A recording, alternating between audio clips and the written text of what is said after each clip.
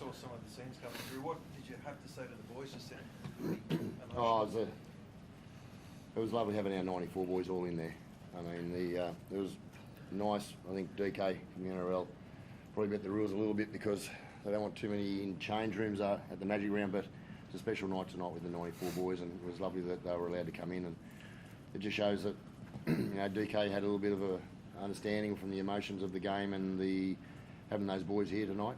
It was a lovely sign of respect for Quinton Ponga with a minute's silence, and then our Kiwi boys did a haka, which was it's always very moving. I love the passion they put into their haka. It was something that it probably replicated the passion and the emotion of the game tonight. What did they think of the game? 94 boys? Yeah. Lara, it's a good question, and I spoke to the players about this before. I've seen individuals, I've seen teams, I've seen past eras that sometimes don't want their current squad winning and being successful because they don't want the spotlight taken off them. 94 boys, I must say, they are so behind. In that era, our club, we are so behind the current person in our jumper. And it's one good thing about the Canberra Raiders that we support the player in our jumper, in our number. How did the blood pressure feel, Rick? Are you sure you want to keep doing this? Yeah, well, we double the dosage of the heart tablets this week. It was for everyone. Everybody who supported the Raiders or everybody who supported the Bulldogs tonight got a wonderful start to Magic Round. I don't think there could be a greater spectacle in regards to the start of this wonderful concept. How did the team do that though, Rick, when you had two players in the bin for all that period you went down and you had to fight back? I think a lot of you think that when I talk about our DNA, I talk about our character, I think you sometimes think that I just have to say things to make it sound pretty, but I wouldn't paint a beautiful picture if it wasn't there. That's the DNA of this club. So what is it that's made you obviously want to extend for so long, be part of it? That? The DNA. Well, I never, 2 weeks ago when Dennis and Simon organised to catch up for a coffee, I was absolutely honoured that they had the trust in myself, my staff, and the players in the direction we're taking. That's why we are such a stable club, because we've got great leadership. I think there's a lot of other clubs that could actually probably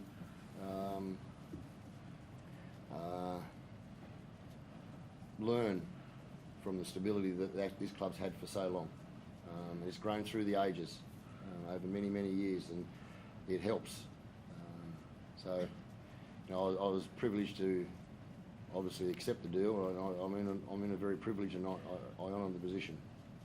Just in the early stages of this year, Raps and obviously Jared, they talked about you being a lot calmer this year in the pre-season.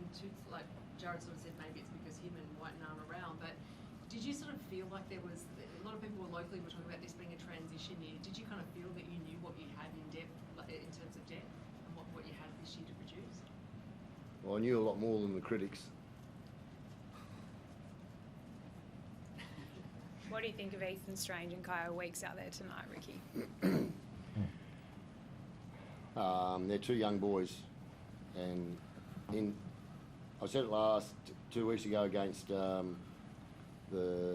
Seagulls that you can sit there and read textbooks about mental strength, resilience. You can't learn whether you got it or not unless you're in the scenario, in the situation.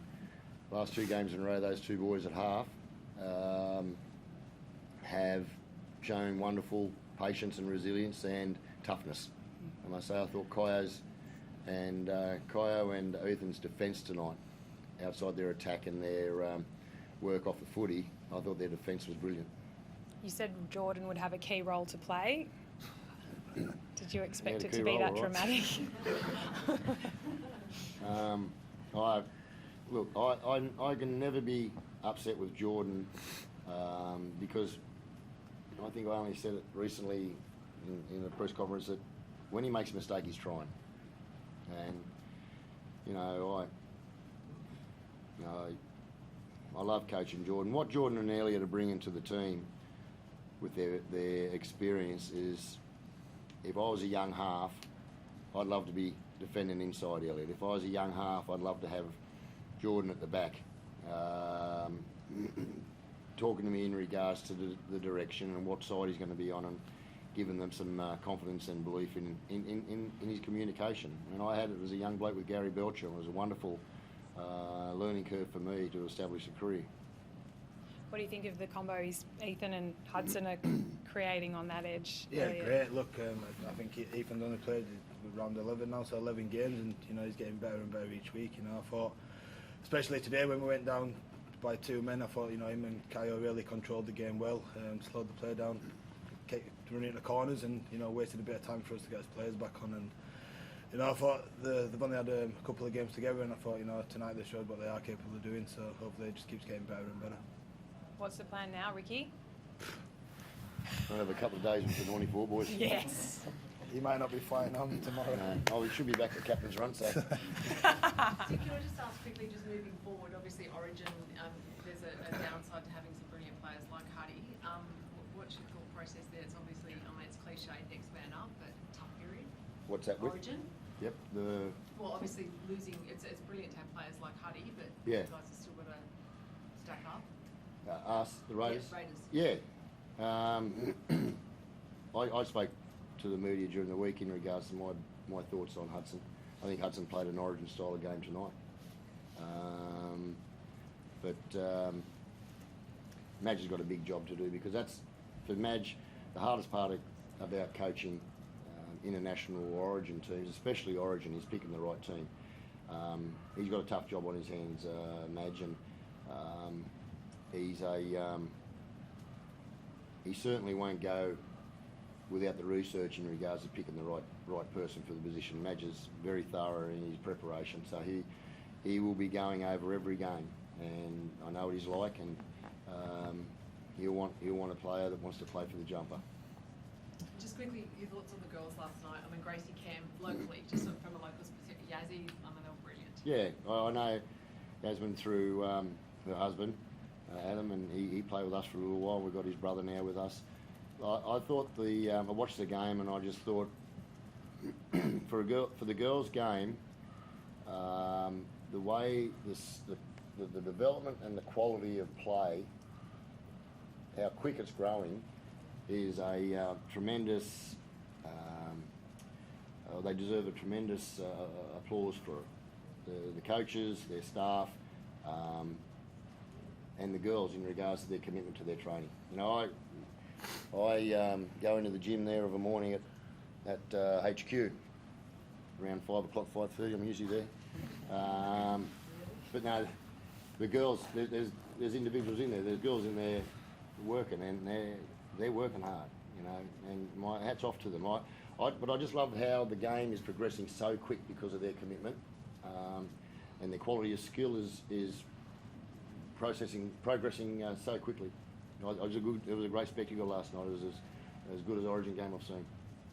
Stick, I know we want to get next door and have a beer. It's a night of celebration. I don't want to be a Debbie Downer, but just the 2 tackles with Tarpanay and Papa. You're worried they might be in a spot of bother. What was Tap's one again? Kick out the shoulder on kick Sorry? out.